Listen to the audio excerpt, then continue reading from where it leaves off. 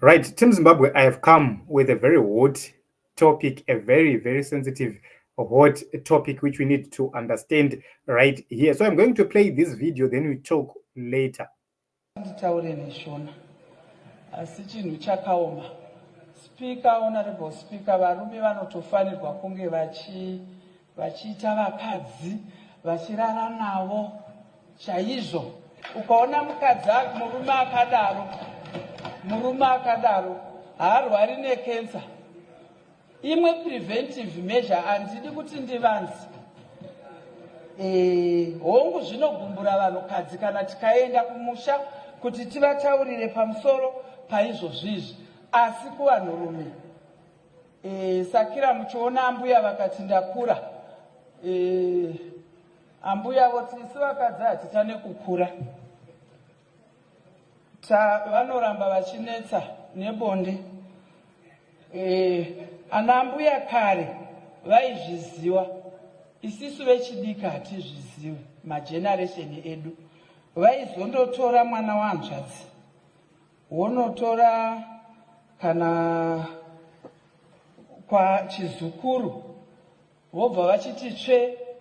Ini ndakazoti ndaane ruzivo rweprostate ndikati ndo zvaiita kuti honorable speaker nezera renyu munopiwa chizukuru.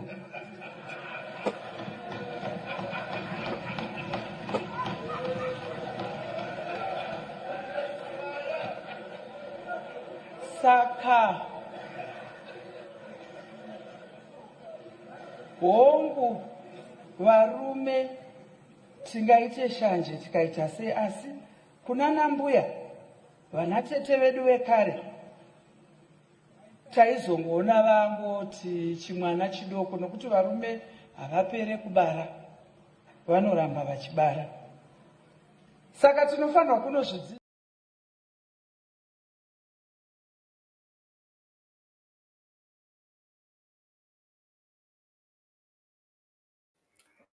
So guys, this is a proposal here.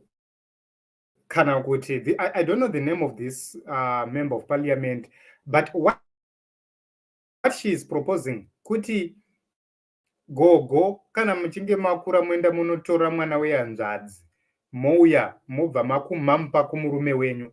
We are treating prostate cancer kuvarume, which means we no longer need men to be going to hospital kuti vanotreatwa prostate cancer. So it's a preventative measure which she is proposing. But the major question is, kuna anoda here kunogara naharawa ivo vapfana vechidiki vanopisa. I like it when it's an issue yekuti ivo vawirirana pachavo murume nemukadzi to do that. But when it's an issue yekuti tete vakuda kuti vachimanikidzira manje, guys, pakaoma. Petronella, thank you very much for coming. Okay, so people need more progressive policies. You know, our parliament is becoming a circus. Our parliament is becoming a laughing stock. Instead of debating serious issues on how we can deal with issues of cancer, they are going to old age kuti vanhu vange vachiita more promiscuous. I don't know kuti wedzero nonzi chii, but that is what they are advocating for. I do not know, guys, ladies, especially ladies, what is your take? How do you take this proposal made by the MP in parliament? Remember, vakasvika pakuita an agreement, mangwana munotozonzwa kuti watowo mutemo, hani muri kuzviona. They will tell you kuti once wangosvika 18 wakugona hako kutorwa, kana kuti unogona kutorwa uchiri mudiki wochengetwa kusvika waibva. Hani muri kuzviona. Ndozvinhu zvatopedzisira takuona in that parliament, because vanhu vezano havatembeki. I don't know, guys. What are your thoughts, ladies and gentlemen? What are your thoughts? Muri kuiona sei nyaya yaproposwa na-MP muparliament? Thank you very much, everybody, for coming. Let us meet in other episodes, in other broadcasts.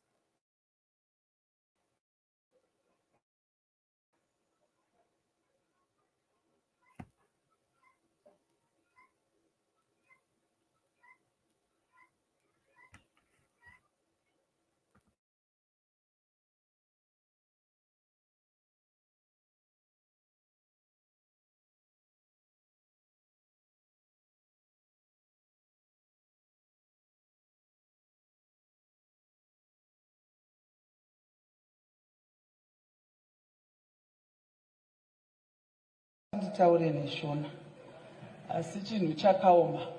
Speaker, Honorable Speaker, varume vanotofanirwa kunge vachiita vakadzi. Nditaure neshona asi chinhu chakaoma.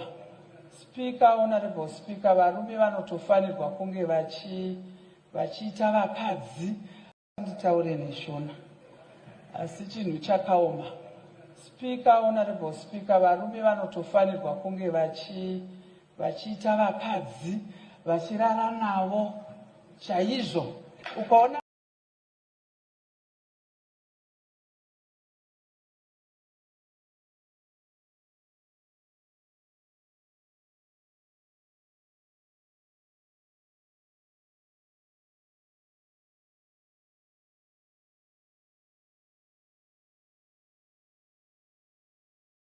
nditaure neshona asi chinhu chakaoma.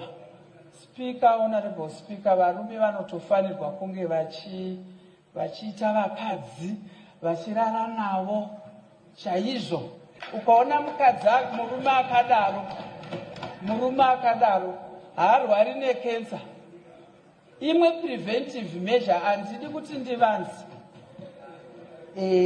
Hongu zvinogumbura vanhukadzi kana tikaenda kumusha kuti tivataurire pamusoro paizvozvizvi, asi kuvanhurume sakira muchiona ambuya vakati ndakura,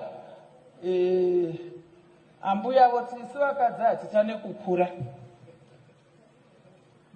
vanoramba vachinetsa nebonde.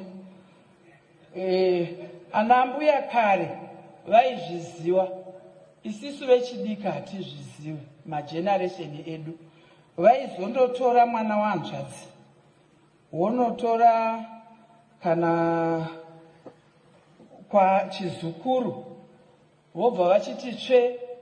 Ini ndakazoti ndaane ruzivo rweprostate ndikati ndo zvaiita kuti Honorable Speaker nezera renyu munopiwa chizukuru.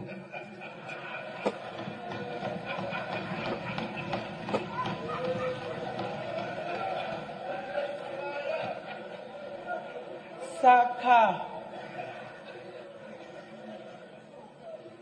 hongu varume tingaite shanje tikaita sei, asi